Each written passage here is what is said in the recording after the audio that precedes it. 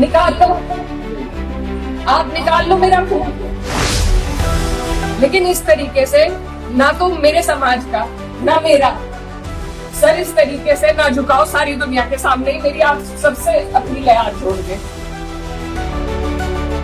मुझे मुल्ली बोला गया, आतंकवादी बोला गया।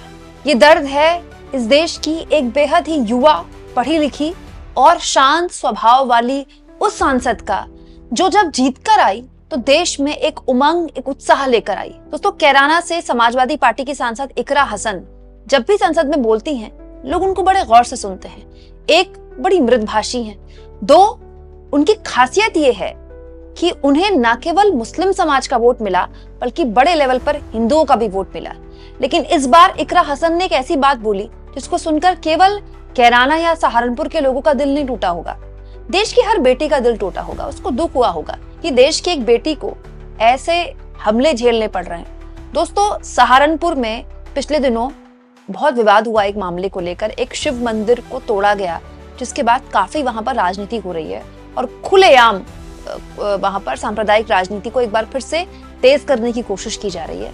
इस बीच इकरा हसन समाज के लोगों के बीच आई और वो भावुक हो गई, उनका गला भर गया ये कहते हुए कि मुझे मुल्ली तक कह दिया गया, आतंकवादी तक कह दिया गया, जबकि मैंने कभी नहीं कहा कि मैं इस तरह के किसी मामले को सपोर्ट करती हूँ। और तो और जिन्होंने ये कृत्य किया वो तुरंत जेल में भी हैं। और हम सब, चाहे हिंदू समाज के हों चाहे मुस्लिम समाज के हों, हम सब इस तरह का घटना का विरोध करते हैं। लेकिन जिस तरह के शब्दों का इस्तेमाल मेरे लिए किया, मेरे पिता के लिए किया गया, मेरे भाई के लिए किया गया, ये अपमान केवल मेरा नहीं, मेरे समाज का तो है ही है, बल्कि महिलाओं का भी है। दोस्तों, इकरा हसन की ये भावुक बात हम सबको सुननी चाहिए, क्योंकि बात यहाँ पर हिंदू मुसलमान की नहीं है, बात एक युवा पीढ़ी की है। तो इकरा हसन एक बहुत ही राजनीतिक परिवार से आती हैं। उनके पिता बहुत बड़े राजनेता हुआ करते थे इस इलाके के, और दिल्ली में पढ़ी हैं और उसके बाद लंदन में पढ़ी हैं। लेकिन उसके बावजूद भी इकरा हसन की जो शैली है, जो बात करने का तरीका है, मुझे बहुत पसंद है। इनफैक्ट इकरा हसन ने संसद में कुछ वक्त पहले अपने इलाके से एक ट्रेन चलाने का, सीधे वैष्णो देवी माता मंदिर को ट्रेन चलाने का एक डिमांड भी रखी थी। तो उनको बहुत लोगों ने पसंद किया था कि देखिए, इकरा हसन ने संसद में पहली बार कोई डिमांड रखी सांसद के तौर पर भी, तो ऐसे लोगों के लिए रखी जिस समाज से वो आती भी नहीं है। क्योंकि देखिए, सांसद तो सांसद होता है, वो कोई हिंदू मुसलमान थोड़ी होता है, वो तो अपने इलाके का पूरा एक रिप्रेजेंटेटिव होता है ना। लेकिन दोस्तों, आज एक प्रतिनिधि अपने समाज के बीच अपने दिल का हाल बताते हुए कैसे भावुक हो जाती है, कलेजा चीरने वाली इकरा हसन की ये बात सुनिए। आज बहुत ही भारी मन के साथ मैं आपके बीच में आई और एक घटना ऐसी घटी गांव में जिससे सब बहुत दुखी है, सब बहुत परेशान है।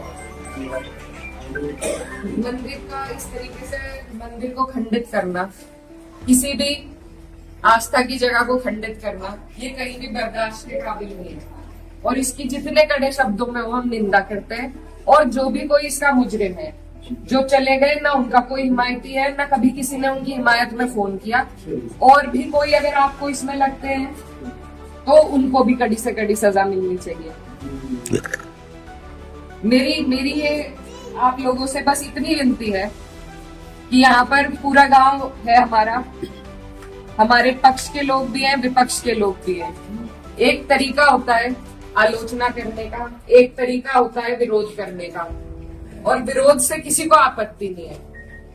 लेकिन जो जिस तरीके की भाषा का उपयोग किया गया, जो चीजें कही गई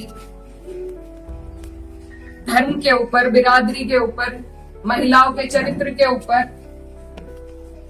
क्या हम पूरे देश में ये संदेश देंगे कि ऐसा हमारा समाज है, ऐसा हमारा इलाका है? ये मेरा आप लोगों से सवाल है।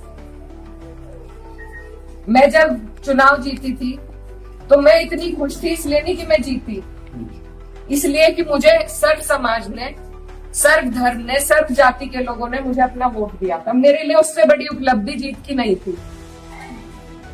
और हर जगह आप देखेंगे, अगर मैंने कई बार ये बात कही कि मेरे लिए सबसे बड़ी उपलब्धि है कि मुझे सबने वोट दिया, सबने अपना आशीर्वाद दिया, अपनी बेटी माना, अपनी बहन माना, और आप सभी मेरी हिम्मत हो।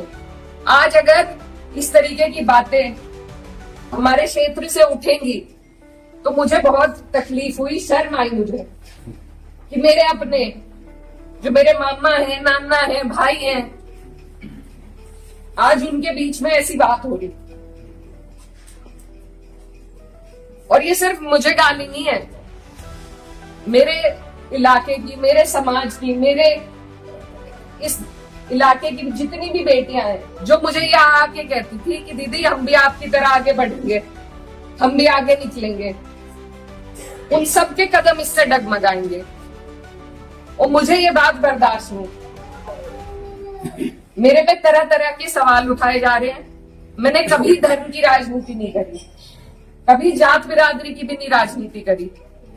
मेरे लिए सब मेरे अपने हैं। जहां जिसे मेरी जिस वक्त समस्या होगी, जिस वक्त मेरी जरूरत होगी, मैं वहां पहुंचूंगी। मेरा परिवार बहुत सालों से, लंबे अरसे से राजनीति में है, आप लोगों के आशीर्वाद से। और हमारे वहां पर बाबूजी हुकुम सिंह जी का परिवार और हमारा परिवार लगातार राजनीति में रहा। कभी वो जीते, कभी हम जीते। लेकिन मैं आज उन्हें नमन करते हुए आपको ये बताना चाहती हूँ, कभी ऐसा नहीं हुआ कि किसी ने किसी पर व्यक्तिगत टिप्पणी करी हो, किसी ने किसी को इस तरीके की ओछी बातें कही हो। तो वो एक राजनीति का स्तर था। और आज जो राजनीति का स्तर अब लेके आ रहे हैं, मेरे काम हो सकता है लोगों को पसंद ना हो, बिल्कुल 5 साल बाद मुझे आपके बीच में आना है। मैं किसी आपकी कसौटी पे खरी नहीं उतरी, मैं वोट मांगने की भी हकदार नहीं, और आपको देना भी नहीं चाहिए। लेकिन अगर कोई आपके इलाके से कोई लड़की अगर हौसला कर रही है, आगे बढ़ रही है, तो क्या उसे गालियां मिलनी चाहिए? क्या मैं आपके समाज की बेटी नहीं हूँ? ऐसी ऐसी बातें रोज देख देख कर कि इन्होंने तो घर बदल लिया था, ये तो सब हमारे इतिहास का हिस्सा है। इसका जवाब मैं दे सकती हूँ या कोई और दे सकता है क्या? मुझे किसी ने कहा कि अपने पिता की तरह कभी कभी खनक आती है आवाज में, तो मैं वो बात बदल नहीं सकती।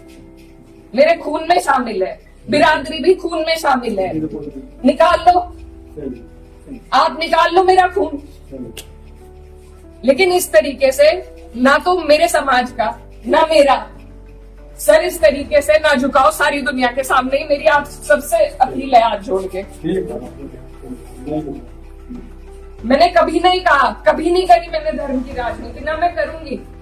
बहुत आसान है अगर मैं सिर्फ मुसलमानों की बात करूं, बहुत आसान है, मुझे कहीं भी नहीं जाना। हिंदू मुस्लिम सब करने बहुत आसान है, लेकिन मैं करना नहीं चाहती। आप सब मेरे अपने हो और मैं करूंगी भी नहीं। कोई कितना ही धकियाए, ये मेरी कसौटी है। और पूरे 4-5 साल जो भी मेरा टाइम बचा, उस पर मैं खरी उतरूंगी। मैं कभी भी इन लोगों से दब के उस रास्ते पे नहीं चलूंगी जहां ये मुझे चलाना चाह रहे हैं। मेरे इलाके ने जो हम सबका सर ऊंचा करा, दिल्ली की मीडिया तक ने इस पर रिपोर्ट बनाई कि वहां से ऐसा उदाहरण पेश हुआ है कैराना से। ये उस उदाहरण को तोड़ने की और सिर्फ अपने लालच की, सिर्फ अपने लालच की राजनीति में जो लोग इस तरीके से समाज को तोड़ रहे हैं, तो वो पहले मेरे पत्थर मारे, मुझे गाली दे, मैं सबसे आगे रहूंगी, लेकिन मैं इस काम से हटूंगी नहीं। आप सब मेरे अपने हो, मैं किसी को नहीं छोड़ूंगी। और ये जो लोग हैं, जो बात अभी मामा जी ने कही कि ये जो लोग हैं जिनको आजकल महापुरुष की उपाधि दी जा रही है, महापुरुष अगर कोई है तो बाबू हुकुम सिंह जैसे लोग हैं। ये नहीं है जो समाज को तोड़ रहे हैं, जो हिंदू मुस्लिम का विवाद पैदा कर रहे हैं। हमारा ये गांव, आसपास का जो इलाका है, सबसे पहले अपना पड़ोस होता है, बाकी चीजें बाद में होती है। और जब पड़ोस में ही इस तरह की नफरत भर दी जाएगी, बो दी जाएगी, तो बताइए हम कहाँ जाएंगे? आज मैं इस गांव में आई, मेरे पे ये भी इल्जाम लगाए गए कि 10 दिन से आई नहीं। पुलिस का हाल देखो यहाँ पर, रात से प्रशासन का मेरे पे फोन है, आप क्यों जा रही हो वहां? क्यों ना जाऊं मैं? मेरा इलाका नहीं है ये, कौन रोक देगा मुझे? लेकिन हम इसलिए नहीं आए क्योंकि खोसपुरा में 13वीं थी, उस वजह से, उस सम्मान में हम राजनीति की बात करने आपके बीच में नहीं आए। लेकिन हर बात के विवाद बढ़ाना, इल्जाम लगाना, आज आपके बीच में आके धरातल के जो हालात है वो भी सामने आए। आप लोगों ने कई बातें बताई, कमेटी को लेकर बात बताई, वो सब भी जांच का विषय है। लेकिन फिलहाल जिस पे उंगली उठाई कि इस बच्चे ने ये करा, क्या वो बच्चा जेल नहीं गया? उसके गार्जियन भी गए। अगर मैंने हिमायत करी, आप मेरे 10 जुत्ते उठा के मारो। उसी दिन वो लोग जेल गए, उनके गार्जियन जेल गए।